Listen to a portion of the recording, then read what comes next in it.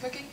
Cooking is maybe the only thing that can bring everyone, universally, no matter what creed, race, or ethnicity, together. And that transformational power lies in the hands of the cook. Good afternoon, ladies and gentlemen. As you already know, my name is Vedant Bhansali. And my story started in nursery school in the UK. And we had a small segment on cooking. And as a child, I was very, very cautious and not so happy to step out of my comfort zone.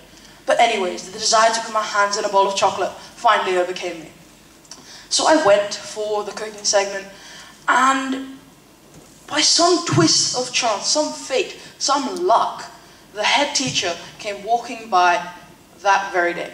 And she crouched down to me, a small child, this big, and asked me if she could taste some. We were making chocolate truffles, very simple. And I gave her some. I was shocked, I was flabbergasted.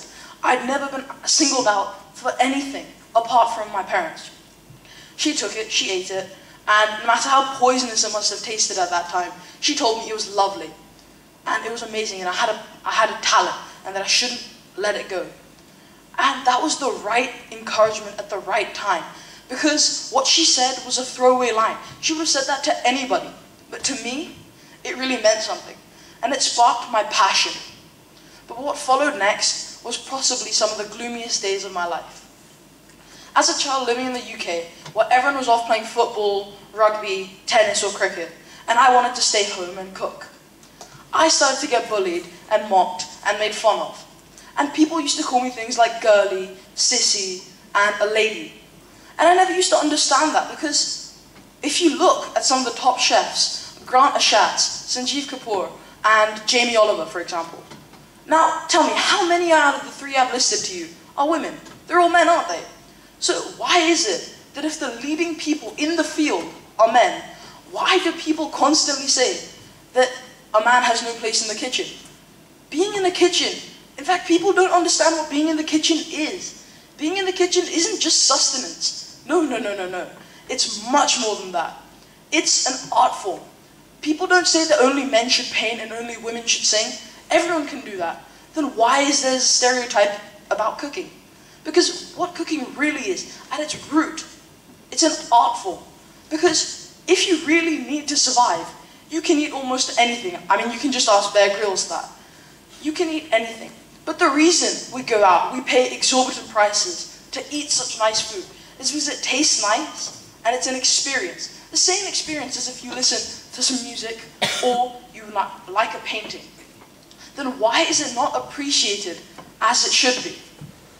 But anyways, I'd like to tell you a little bit more about myself. As a child who was interested in cooking, my favorite movie was, of course, as you guessed, Ratatouille. And one thing that really got me thinking, not the rat and not the nice-looking food, no. It was Anton Ego, the villain of the movie. And I started thinking that, why is it that he hates all these top chefs' dishes? They make Indian, they make Chinese, they make French. French is the most delicate cuisine. But he hated it. He could not stand the food. But what got to him? What actually made him happy? What reminded him of his childhood? Was a peasant's dish. And Ratatouille, the name of the movie, it's a dish that was originally eaten as a source of sustenance. But what they did with it, they changed it. They made it more unique and more special. And that reminded him of his childhood. And that's what cooking's about. It's about you. You should leave your mark on the plate. I believe that the world is a plate, and I'm going to leave my mark on it. And anyway, so I used to cook quite often. I used to cook Chinese one day, French the other, Italian the next, and Indian the fourth. But it got monotonous. Every week, the same routine, again and again and again. And so one day, while watching Ratatouille, I decided that why can't I leave my mark on my food? It's my food after all. So I started thinking, what is my mark? I'm 9 years old. What do I have that is me? How do I represent myself? And I started thinking, who am I?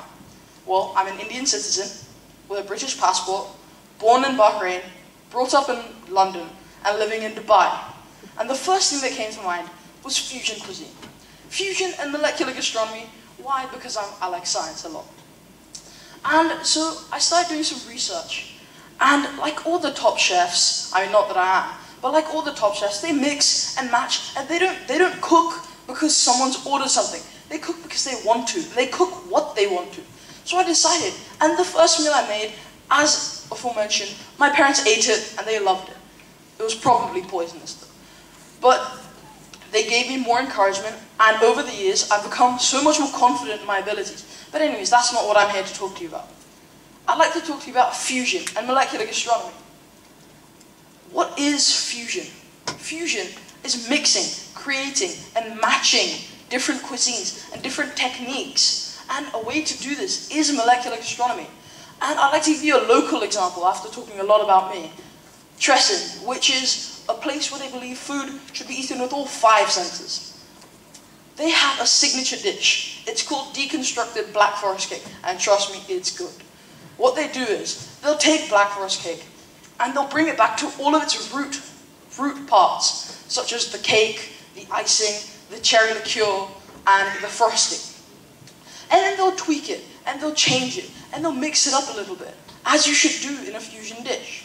So what they'll do is, they'll take the Victoria sponge out and add a bit of an Indian twist to it. They put something called barfi, which is a creamy Indian sweet. And they use that instead of the cake. What they do next is they put the whipped cream in liquid nitrogen. So it crunches in your mouth, and you can taste it for a long time after. And the thing they do with the cherry liqueur is possibly the most incredible thing you have ever seen, or you will ever see. They create this bowl in which when you open it, when you pierce it, all of the liquid gushes out. It is just the most amazing thing you will ever taste. I'd like to give you another example, one of the most famous examples in all of the world. It is from the top molecular gastronomy restaurant in all of the world, run by famous molecular gastronomer Grant Schatz. And what they do is they take a traditional American breakfast, pancakes and maple syrup, and he turns it into something which he makes massive profit on.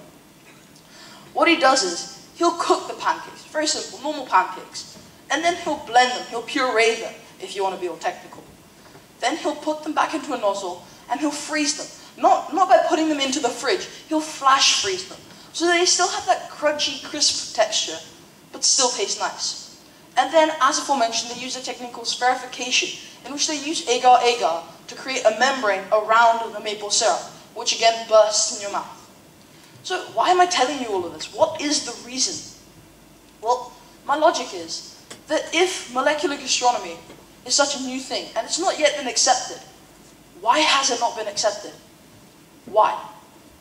But anyways, I'd like to end my talk and tell you what I've left you with.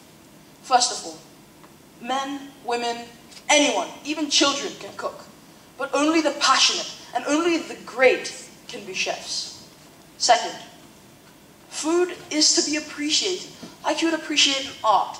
And when I say food, I don't mean when you go to McDonald's at 12 o'clock and order a quarter pounder with cheese, you should sit in awe of it. No, because that's not food, and I'm sure the health department would agree with me on that one. It's mass-produced, there's nothing special about it. Nobody cares, nobody has put any effort, nobody's put their heart and soul into that burger. You eat it because you like it. That's it. There's no history, no story behind it. And finally, I'd like to leave you with this.